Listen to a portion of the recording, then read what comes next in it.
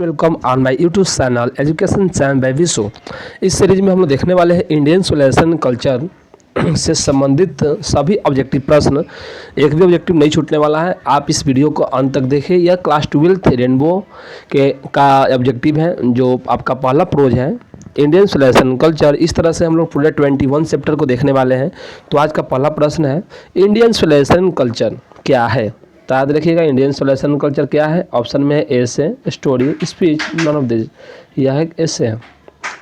दूसरा प्रश्न Indian solution याद रखिएगा क्या है, एसे है जिसके कवि लेखक कौन है, महात्मा गांधी हैं। दूसरा प्रश्न Indian civilization and culture is written by, Indian civilization culture के लेखक है कौन। ऑप्शन है महात्मा गांधी, जाकिर हुसैन, जर्मन ग्रियन, डी नन ऑफ दिस।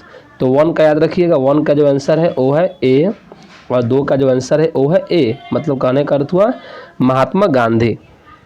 चलिए तीसरा प्रश्न है Gandhi ji was born in, Gandhi ji was born in, Gandhi ji का जन्म कब हुआ था आपको पता है। गांधी जी का जन्म कहाँ हुआ था, पहले याद रखिए पोरबंदर में हुआ था। कौन से राज्य में, पोरबंदर गुजरात में हुआ था। कब हुआ था याद रखिएगा 2 अक्टूबर 1869 को हुआ था। तो ऑप्शन है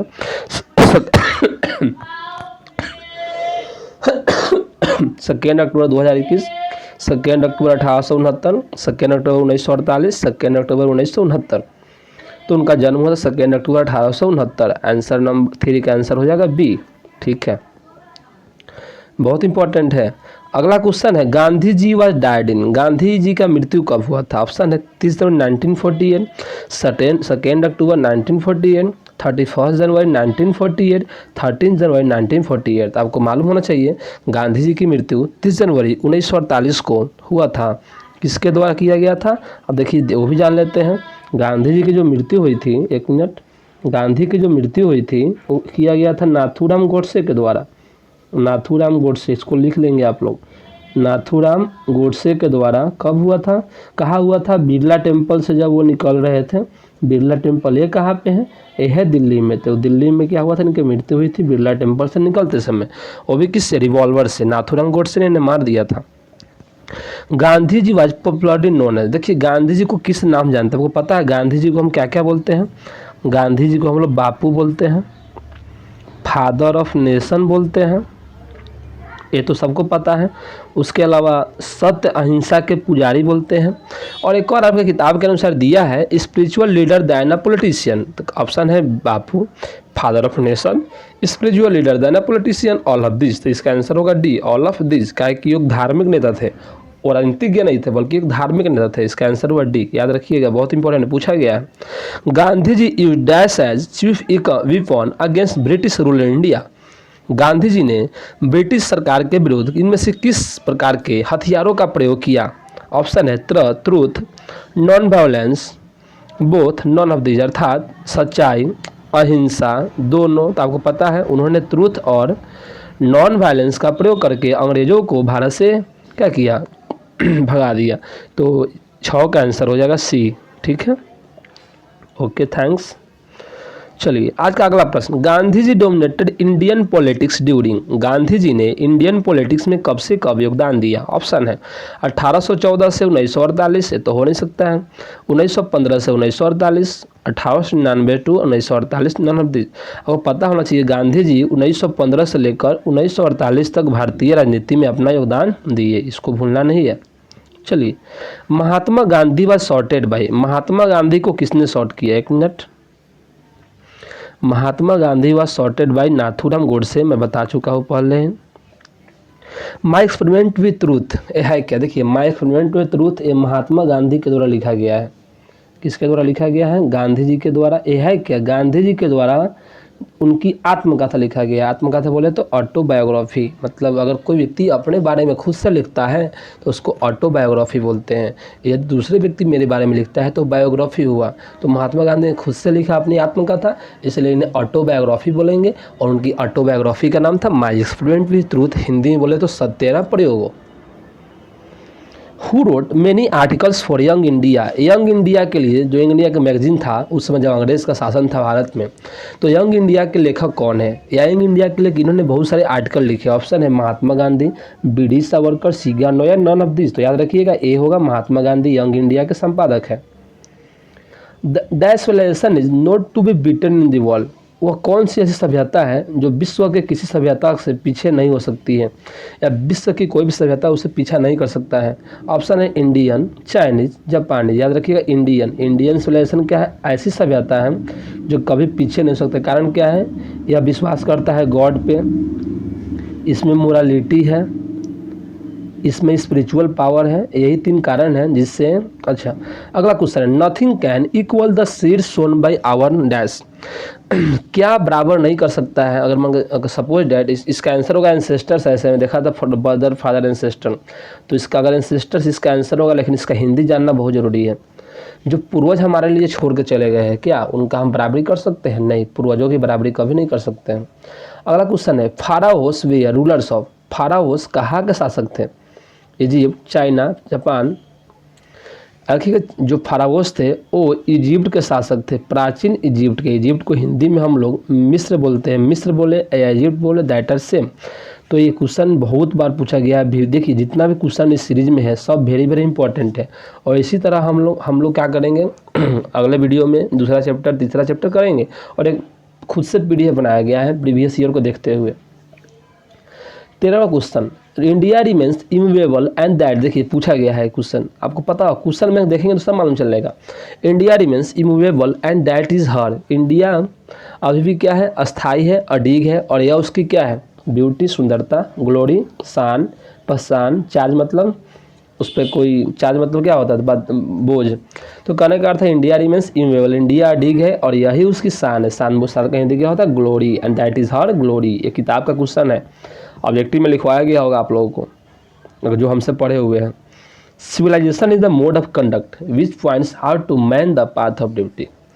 सिविलाइजेशन एक ऐसा रास्ता है, एक ऐसा अवस्था है जो किसी भी मनुष्य को क्या दिखाता है, किस चीज़ की राह को दिखाता है, उसकी कर्तव्य की दिखाता है। कर्तव्य की राह की, आपका कर्तव्य क्या है। सभ्यता का अर्थ क्या होता है, कर्तव्य। और पूछ सकता है what is the means of civilisation. The civilisation means the conduct which point out the path of duty. Civilisation में पाथ ऑफ ड्यूटी, ऑप्शन में है duty, right, both, none of this. नहीं, याद रखिएगा ड्यूटी। ये सिर्फ हम लोग को अधिकार नहीं, अधिकार से पहले कर्तव्य को दर्शाता है, इसलिए इसका आंसर होगा A. The Gujarati equivalent civilization mean. Gujarati के अनुसार, गुजराती भाषा में सिविलाइजेशन का अर्थ क्या होता है, गुड कंडक्ट, मतलब अच्छा माहौल। चलिए, Gandhi said that mind is restless. Gandhi ji ने बोला दिमाग एक है, दिमाग एक है बिना थके हुए, क्या है, बर्ड, एनिमल, नॉन क्या होगा, बर्ड होगा। Gandhi said that mind is a restless bird. क्यों बोले थे, because Gandhi said that mind is a restless bird because the more it gets and more it wants and still remains unsatisfied. And एक और question ये पूछता है, what makes mind restless. The indefinite multiplicity of human wants makes the mind restless. Our ancestor dissuade us from dash because they knew that we became slave and lost our moral fiber। हमारे पूर्वज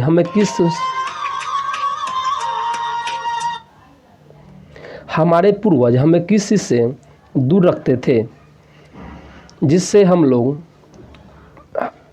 लोग गुलाम और अपनी नैतिक गुणों को भूल जाते हैं। और क्या कारण था कि हमारे पूर्वज हमें दूर रखते थे उन सभी चीज़ों से जिससे हम गुलाम या अपने नैतिक गुणों को भूल सकते थे। तो वह है luxury, pleasures, both.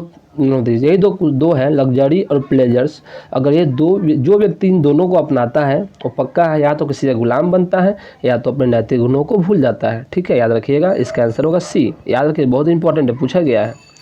According to our ancestor cities are like. हमारे पूर्वजों के अनुसार शहर होते हैं, हमारे पूर्वजों के अनुसार शहर होते हैं यूजलेस इनकम्बरेंस मतलब अनुपयोगी, एस्नेयर मतलब जाल की फंदा, प्रोस्टिट्यूशंस मतलब भीड़ भड़क्का, ऑल ऑफ दिस। सही बात है, पूर्वजों का मानना था कि शहर क्या अनुपयोगी है, जाल की फंदा की तरह है, वहाँ भीड़ भाड़ होता है। इसका आंसर होगा डी, ऑल ऑफ दिस। याद रखिए, क्वेश्चन पूछा हुआ है, according to our ancestors why they satisfied with a small village but did not satisfied with cities. यही कारण है, they satisfied with small village because small village is full of peace. A small village is full of natural vegetation, but city is full of useless inconveniences, snare and prostitutions. Okay. Our forefather did not invent machinery because they knew that। हमारे पूर्वज machine का खोज नहीं किए क्योंकि वे जानते थे, क्या जानते थे, वे जानते थे कि that we became स्लेव, ठीक है, स्लेव हो जाएंगे, पक्का है।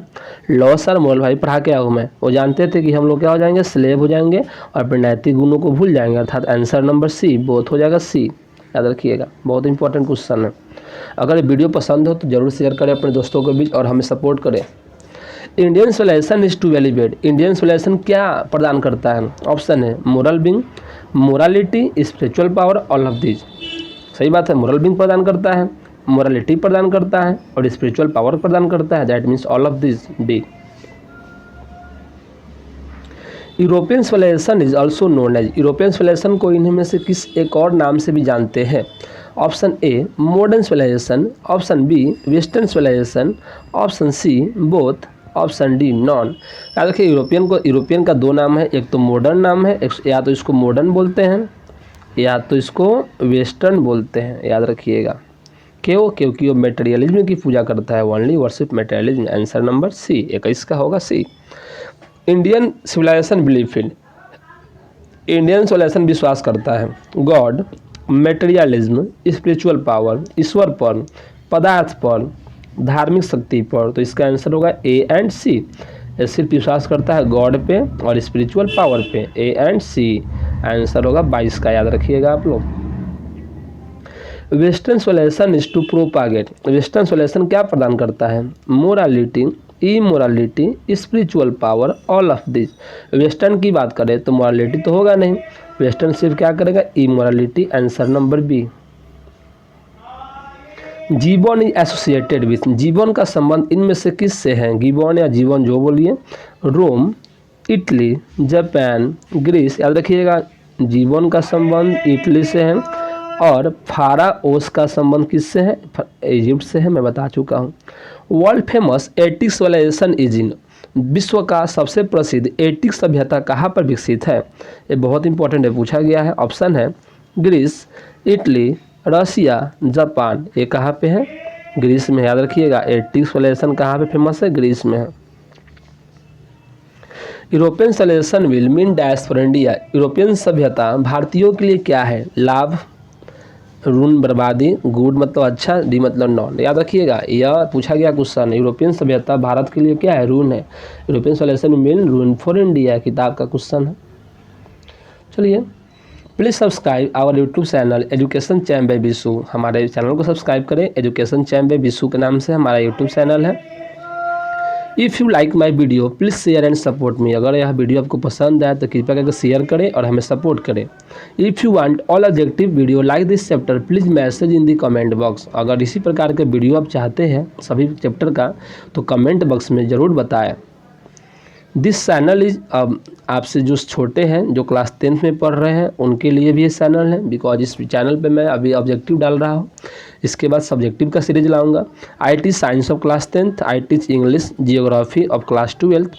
Thanks for watching, visit again. चलिए, अगर आपको वीडियो पसंद आया हो तो वीडियो को लाइक करें, शेयर करना ना भूलें। Okay bye, thanks for watching my video.